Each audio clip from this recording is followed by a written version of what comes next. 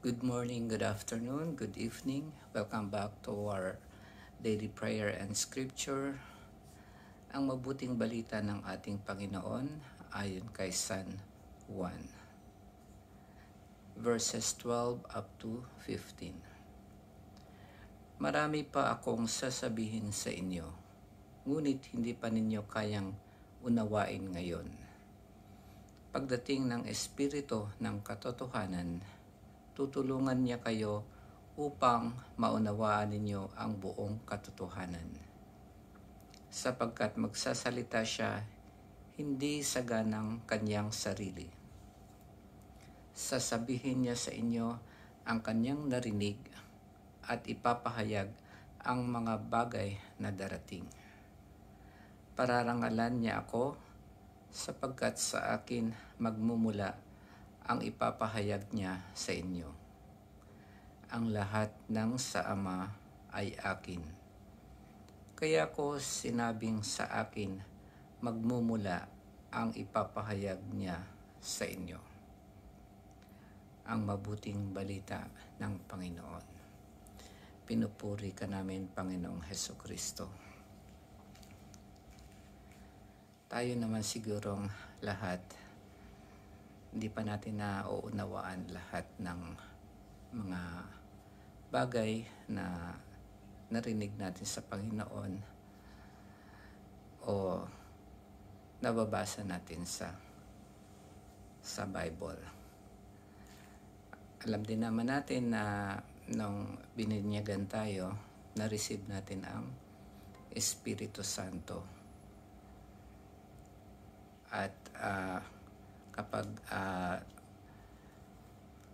sa Sacrament of Confirmation, doon kino-confirm na nandiyan ang Espiritu Santo sa ating mga sarili.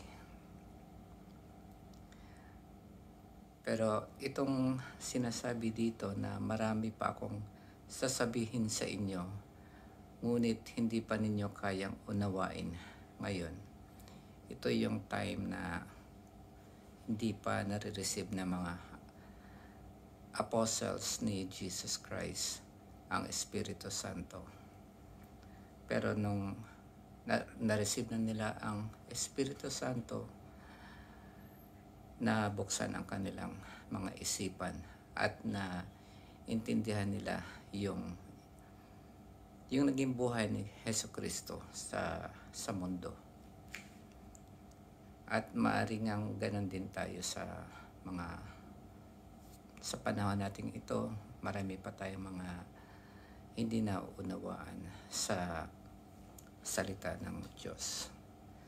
Pero dahil nga nandito yung Espiritu sa atin, namumuhay siya sa atin, unti-unti, it's like a journey. At habang naglalakbay tayo papunta sa holiness o kabanalan patungo sa Panginoon, unti-unti nating maintindihan lahat ng sinabi ni Jesus.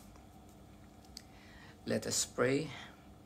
Lord Jesus, thank you for sending the Holy Spirit to be my constant teacher and guide. Help me to stay open and attentive to His voice, even in moments of uncertainty. Grant me the patience to wait on your timing and the courage to follow your truth.